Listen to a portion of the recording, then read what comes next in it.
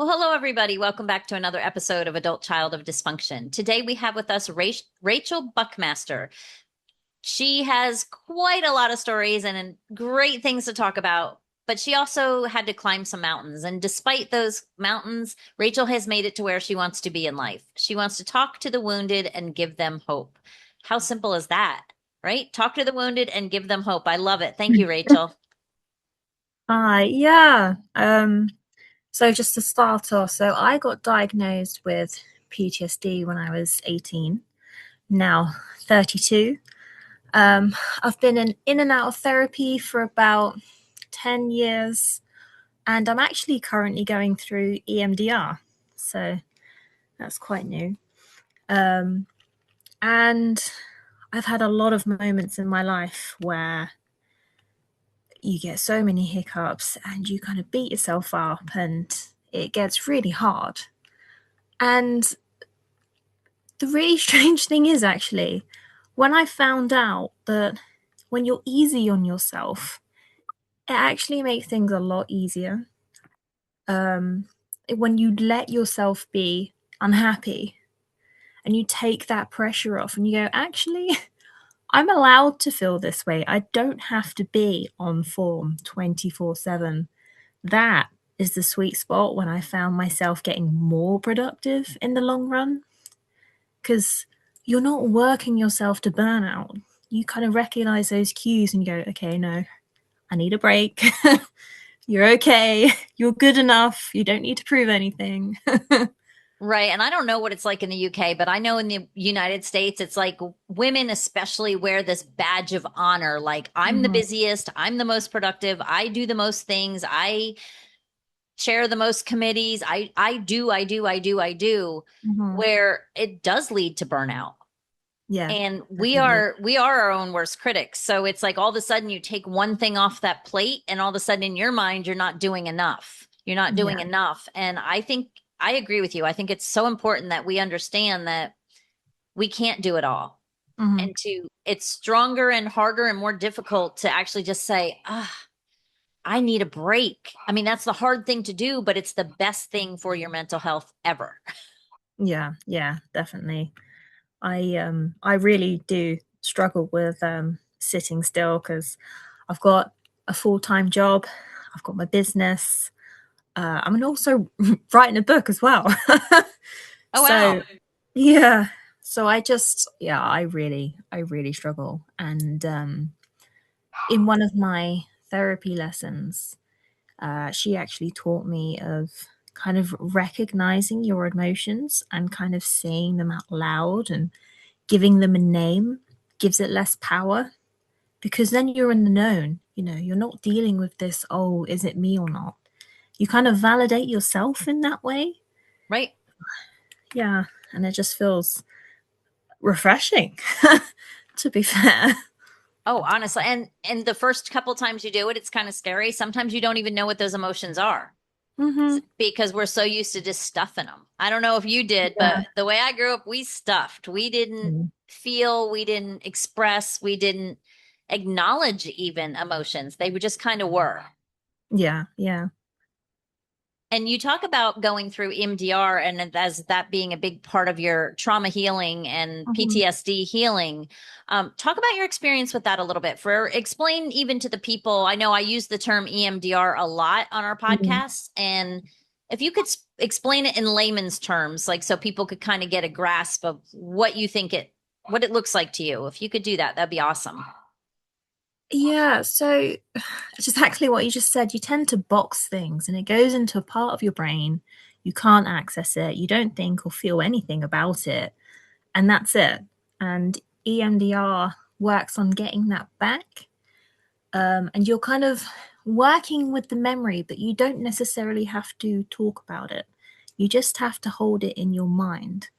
And that can actually seem a little bit less scary because when you talk about it, it makes it real. Um, and you'll hold that memory and you'll follow the finger movements from left to right, and your body just reacts. I can't. There's no other way to explain it. And then you kind of talk about the thoughts and feelings that come with that. And then you do that same left to right process again. And it's called bilateral movement. And it makes your brain process it and like unpack it in a less confrontational way. Yeah, that is a great way to put it. And for those of you listening that are still like, okay, I don't get it. EMDR is eye movement rapid Mm-hmm. desensitization. And I can never say that last word, but you do. You're literally just following, going back and forth with left and right. And there's a lot of science behind Mm. when you do that bilateral stimulation. It's the same thing when they say, when I tell people when they have anxiety or stress, Mm. give yourself, do the butterfly hug, where you just Yeah. hug yourself and then you tap one side, then the other, and just keep going back and forth. It's why walking works, left, right, left, right, left. It's Mm. all of those bilateral movements stimulate both sides of your brain, and it opens things up, I guess you could say. Yeah. And well, and that's great because I mean, so many people, they're curious about that, and I get questions all the time about EMDR, and it is a very effective Mm. method modality. It's not like if I've never been to therapy, if I've never done anything, I wouldn't run out and just purchase some EMDR sessions. I'm not Yeah. saying that. To me, it went along with therapy. It went along Mm. as a backup kind of, just it gets deep. It gets very Yeah. deep, and it's very helpful. But PTSD is something that a lot of people, they really don't grasp it. And do you remember the first time that your first experience where you finally understood what PTSD was? Um, I think it was the ball drop. So I was in therapy and I just kept having the same thoughts and feelings. It wasn't necessarily flashbacks. And it was almost like I was just stuck in this limbo of emotion. And then my therapist was talking me through, and she actually came up with this really good analogy. She said that trauma is like you have a mirror in front of you, and then you smash it, and you've got to put the mirror back into its original order to then get a full representative image of yourself. And I was like, oh, damn, like I get it now, you know? Oh, I had never heard Um, that. no, and it made so much sense. And it just kind of made me realize that actually these recurring thoughts and feelings were actually a part of the PTSD and feeling stuck and not being able to move on. Yeah. No, it makes sense. So you didn't have any drastic, like, where you all of a sudden were like, I get it.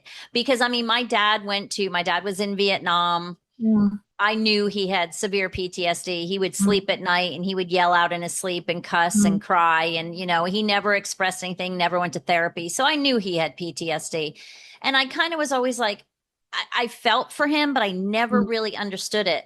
And then it was like my husband and I were just talking about this yesterday. As a matter of fact, I had an experience with my mother when I was 4 and 5 for Mm. like a year, and she would listen to the soap opera while I was in preschool every day, listen to Mm. this one soap opera and make me soft boiled eggs. Now, she couldn't cook. They were horrible. They tasted Mm. bad.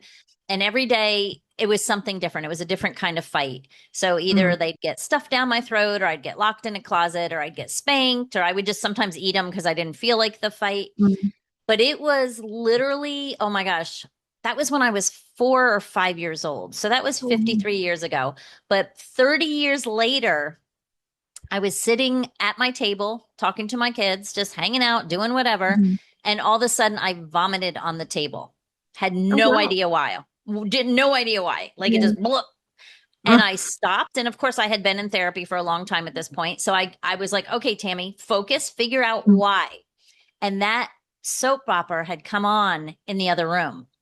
Oh, wow. And it was a visceral response to Yeah. hearing that noise. So you're talking, if my kids were teenagers, 16, 26, 36, I was 44 years old probably. Mm. So this is 40 years later. I Yeah. hear a sound and it makes me vomit on a table. Wow. And that is when I truly, truly understood the magnitude and the depth of PTSD.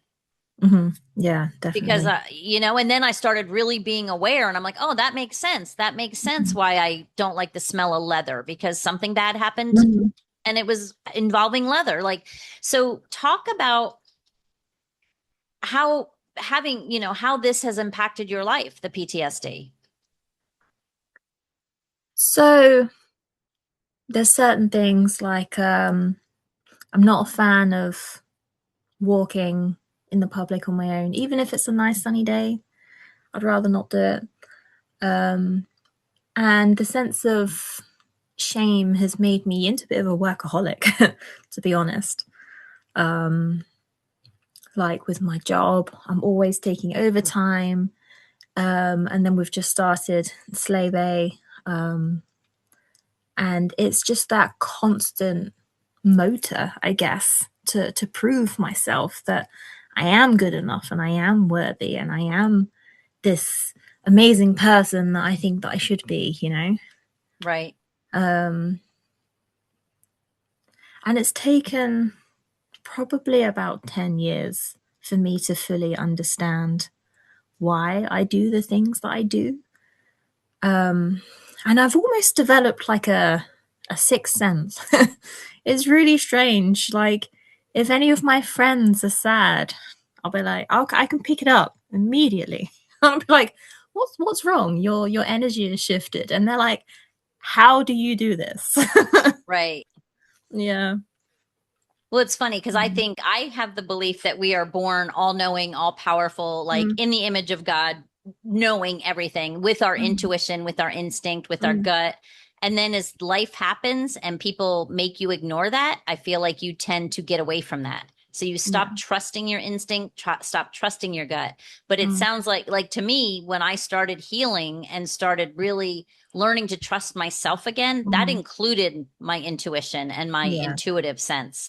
And I think that's why so many people that go through those traumas, and I think that's why they become healers almost, because it does. Yeah. It's like you were probably always the free mentor, the person Mm. everybody went to when they had a problem, because you Oh, yeah. understood, like you had that feeling of being able to be of having empathy, being able to stand in Mm. someone's shoes and understand what they're going through. Yeah, definitely. 100%. Yeah. Mm. Have you always considered yourself a resilient person? No. No, I had major struggles when I was early 20s. Um, I ended actually having a breakdown of a full year. Everything was chaos. And it put me back about 2 or 3 years. For example, I went to university, and in my third year, I ended up failing.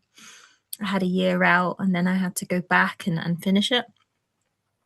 Um, and like with my job, I mean, I really enjoy my job now, but I did struggle to keep that consistency.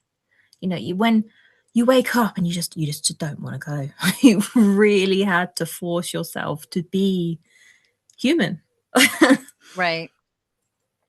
um, and it's a lot of trial and error. And the main thing for me personally was just being easy on myself and not forcing myself to be perfect. Yeah. Um, and then yeah, it's it's definitely not a change overnight. You know, No. Oh gosh, it's no. a work in progress. And then now some people do look at me and they're like, "You're so high functioning. Like, are you sure you struggle?" And I'm like, "Yes, I am Oh sure yeah. that I struggle." No, but and that's the hardest thing. And that's why it's so hard for people that have everything suppressed. You look Hmm. so good on the outside. Yeah. I mean, I was just telling my husband the other day, and I was like, you didn't even know it. When my son was like 7 or 8, I was like literally ready to tap out, like just check Hmm. myself in somewhere and be like, I'm overwhelmed. I can't do this. But on the outside, I was working 2 jobs. I was taking the kids to soccer every day. I was 24/7 keeping Hmm. myself busy because it kept me from dealing. Yeah. I mean, that's literally what I did. Hmm. And I mean, gosh, that was years ago. But yeah, people are just like, oh, you're so happy all the time. You look so Hmm. good. You get so much done. Like, how do you do it? You're like a super mom. And I'm like, I am literally falling the hell apart on the inside, Hmm. falling apart, falling Yeah. apart. And, it's finally when you can, like you said, give yourself that self compassion and be like, Hmm. I'm human. I'm Yeah. human. I tell my clients all the time, every time you hear that little critic and it's sitting on your shoulder telling you, you're not good enough or you should be able to Hmm. do this, don't should on yourself. Just Yeah. treat yourself like your own best friend. Hmm. I mean, I'm sure you said you're somewhat of a workaholic. Most people are Yeah. that went through that stuff because you're going to it's a numbing. It's a distraction from having to face. And that is, you don't want to be that way in the long run. You know what I mean? No. It's Yeah. it's good on a temporary kind of, okay, I'm just going to work a little bit more and not have to deal with this, but it gets overwhelming. It Oh, absolutely does. 100%. Yeah. Yeah. So why did you now, after all these years, be like, I'm going to start talking about this? I think it's very close to my heart. It's been a big, big struggle. I actually saw a video on social media the other day, and it was quite visual, and it did kind of touch my heart a little bit. And it was about a woman in like barbed chains, like kind of pushing against it and trying to like crawl to freedom, and that is almost what it's like. And it's not just you who kind of goes through that, and it's okay to feel sad, and it's okay to still have bad days. And after experiencing a lot of bad things, um, it's just nice to put that word out of telling people that they're not alone, that there's always people out there, there's always someone willing to help. And sometimes you do feel completely isolated and you don't want to burden people, and you just kind of go in your shell and isolate yourself and get yourself into that cycle of, well, you want to stay in, you don't want to burden people, but you do want to reach out, but then you don't want to reach out, so you don't. And then it's just, you're in this cycle, you know? Well, and everybody thinks, I mean, we've all been through things and everybody thinks, oh, nobody would understand, or this doesn't happen to anybody, or this Hmm. has never happened to anybody else. And like you said, what they don't understand is there are millions of people out there that this has happened to. Hmm. Every time I post something on TikTok or Facebook or Instagram or whatever, it never fails. I have someone make the comment like, whew, girl, you were talking to me, or whew, I Yeah. felt that. And Hmm. so, yeah, it's not like trauma is actually, and just honestly, like I talk about people that grew up in dysfunctional families. That is more the norm than the Hmm. exception to the rule now. I Yeah. mean, I don't know what it's like in the UK, but I know in the United States, one out of every four children is directly affected by at least one addicted parent. Wow. That's a huge Yeah. number. Yeah. And I always say you can have dysfunction without having addiction, but you Yeah. can't have, like, you can have other kinds of dysfunction, Mm. but you can't have any kind of addiction without having dysfunction in your life. Yeah. And if it's one in four, then that means it's one in four teachers, and it's one in four people in the workplace, Hmm. and it's one in four of everybody walking around Yeah. that is walking around with these. And I don't like to say, I don't even know how I like to word it, but of these characteristics that they've developed because of childhood. Yeah. Yeah. And that's the easiest way to put it. I always say my childhood designed me, but it can't define me. Yeah. So I am a culmination of every single experience I had. But then once I become aware and I start doing the work and I start realizing, oh, this is why I act like a 5-year old Mhm. sometimes when someone looks at me funny, or this is, Yeah, yeah, 100%. you know, Yeah, you do get mannerisms that you have no idea where they've come from. And mm-hmm. as soon as you get that awareness, you're like, "Oh," 'cause there was one, oh god, I didn't like taxis, and for ages, they were like, "But why?" And I was like, "I have No idea. But just it makes me feel funny. And it Yeah. wasn't until I got into therapy and I was like, wow, okay. Actually, no, talking about earlier, that would be my ball drop. Oh, okay. Yeah. Um, but no, I can't express more enough about the compassion because that is really what kind of turned it around for me personally. Yep. Yeah. I say that a lot. Gratitude and compassion are Hmm. everything. And it's not just compassion for other people or the people that hurt you. It is compassion for yourself. Yeah. Yeah. Definitely. Definitely. So talk about your new business because this is super exciting. First of all, what made you decide to start a new business? Because you work full time, you said you Yeah. pick up extra hours, you're Yeah. a busy woman. So it's a designer dress rental subscription service. So you pay a monthly fee, you'll get a certain amount of credits, and then you use those to redeem designer dresses each month. Um, you can keep them for as long as you want, as long as the subscription is active as well. And there's two parts. So one is, well, especially when I was at uni, you're out all the time, you want new dresses, you don't want to get seen in the same dress twice on social media. And it was just a constant drain on my finances. And this is a much more affordable kind of option. So, for example, a House of CB dress, um, probably be about £300 here, but you can get it for £25, you know. Um, And the second half is personally for me, one of my ways to cheer myself up is to get all glam. So if I'm feeling particularly blue, I'll just go to the bathroom and put some makeup on. I don't care if anyone's gonna see like me with on it, you know. Right. But it makes me feel good, you know. So who cares? So you know, walking with a face full of makeup in my jammies with a dressing gown on. Right. um, but that also includes dressing up, you know? So it means that you've got access to those designer dresses and you're paying a fraction of the price and it just makes you feel good. Um, And I don't know if you mail them to other places in the world or if you just work in the UK, but it is an absolutely freaking brilliant business. Brilliant. thank you. Because I think about it, I don't go very often out. I don't do a lot of stuff, but Mm, I'm sick of I buy if I go to a wedding, I buy a dress and I don't want to be that dress to be the dress that I'm seen at in every single mm. wedding of every single family Yeah. member.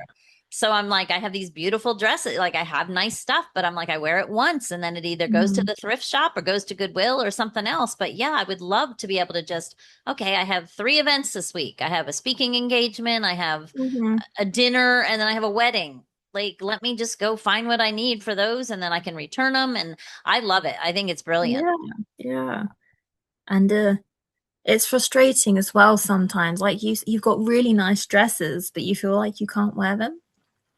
So it kind of takes that resistance out as well. Yeah, absolutely. I think it's brilliant. But what Thank you. possessed you to start another business? Like, just be you were like, I have more time on my hands, or was it just like an epiphany that came to you and you were like, I'm just gonna do it? So I actually run it with my business partner, and she is absolutely fashion crazy. She follows all the trends. She absolutely loves it, and we've been friends for oh god, probably coming up to maybe 7, 8 years now, and we actually ended up talking about an old university memory that I had where I actually ran away from the photographer on one of my nights out. And I was like, don't take a picture of me. I wore this last weekend. Oh, that is funny. And she was then complaining and saying, oh, yeah, I've got this like really nice dress, but the two weddings were linked because they were all in the same friendship group. And she was absolutely gutted that she couldn't wear her favorite dress again.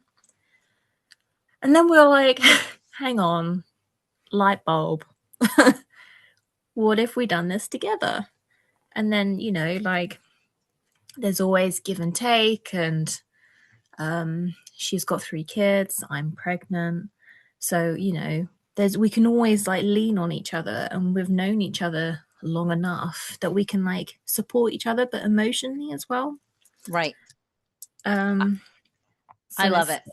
yeah, much less daunting, but yeah, we're really, really glad that we did it.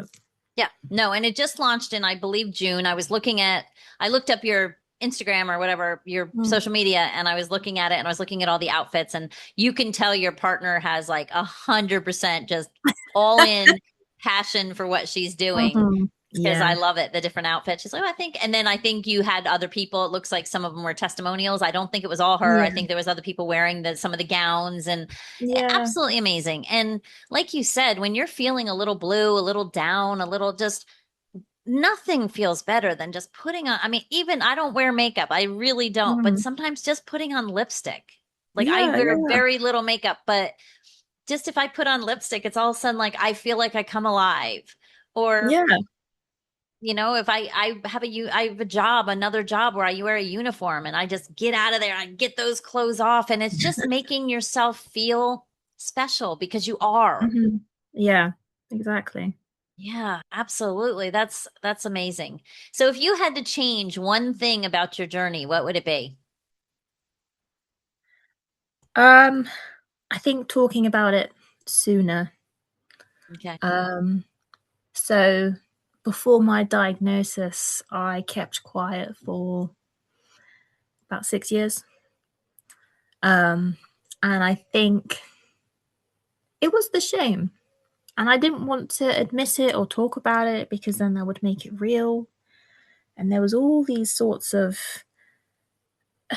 unhelpful thoughts that I had. And I would definitely come forward sooner because the moment you realize that you're not alone and it's not just you and you're not crazy, because that's what I used to call myself. I was like, no, I'm just being crazy. Right. um, and opening up as well. Um, yeah, it just opened a whole new different world for me. Yeah. And I encourage people, if you're kind of in that place and you're stuck and you're like, oh, like I got to get it out, just tell somebody, Mm. I mean, a friend, go join a group, like whatever. There's literally groups for everything. Let me Yeah, tell you, yeah. there are literally groups for everything. If you had a strange relationship with your sibling growing up and you don't know how to deal with it, there are groups for that. I Mm. mean, anything that happened, there are groups for, and it's all people that understand. And, one of my biggest tips for people too is before you get into it, no, well, first of all, just only be with people you trust Yeah. with that information, obviously. And know that that's your information and you need to feel safe because that's one of the biggest things and why people don't come out and start talking about Mm. things is because they don't feel safe in their body to discuss it. Like you said, Yeah. there's that shame spiral and that guilt and that just icky feeling. But Mm. if you're with people that understand and you find the right people, they're not judging you. Like, so find people Yeah. that are not judging you. And also, like we were talking about earlier, start looking at every feeling you have, every question you come up with, everything that as things start coming up, because more and more will come up as your safety bubble expands and Mhm. leaves more room for more stuff to Yeah. open up. Just be curious and not judgmental with yourself. That is my biggest tip. It just, curiosity makes everything softer. Yeah. Yeah. Like you said, instead of saying, I'm just crazy, be like, this is really interesting that I feel like I wake up in the morning and there's literally an elephant sitting on my chest every morning. What is that about? Instead of being like, this isn't right, this isn't wrong, I need to make this go away, just start being curious. And I think that makes so much difference. 100%. Yeah. Yeah, Just being absolutely. But open and gentle with well, this yourself. has been super fun, Rachel. So if people Yeah. want to learn more about you, learn about your business, where is the best place for them to go? So it's www.slaybay.co.uk, or we're on TikTok, which is Slaybay Team. Instagram is Slaybay Club as well. Okay. And we will follow up. And I want you to follow up with me when your book comes out. You said you're writing a book? Yes, it's called Only Time Will Tell. It's a Oh, horror fantasy. I suppose you could call it a romance. It's around Stockholm syndrome. oh wow. Okay. Mm. Okay. Um, So I'm when trying your to book, make it into, sorry, no, go ahead. Go ahead. I'm trying to make it into a world. So there's like 5 different planes. So you've got the underworld, spirit, the light, and the neverborn realms. And each realm has its own like laws and ways of physics. And so, yeah, should be good. Interesting. Yeah, Yeah. interesting. Well, when it comes out, I want you to reach back out to me. So just put me down in your list of people that you're Yeah. going to let know and let us know about the book. I'd love to do another launch or talk to you about how things are going with your Yeah. business and everything, whether it's 3 months, 6 months, 9 months, a year, whatever it is. So we're That would here. be amazing. Yeah. Thank you so much. You're very welcome. Now, before I leave you or before you leave everybody, first of all, thank you so much for coming on. And second, if you had to give the listeners some Mm. words of wisdom or something tangible or some big picture idea, what Mhm. would it be today? I think the more you're easier on yourself, the more productive you are. Perfect. Mm. So true. You guys heard Yeah. that. Everybody heard that, right? The more you are easier, the easier you are on yourself, the more productive you're going to be.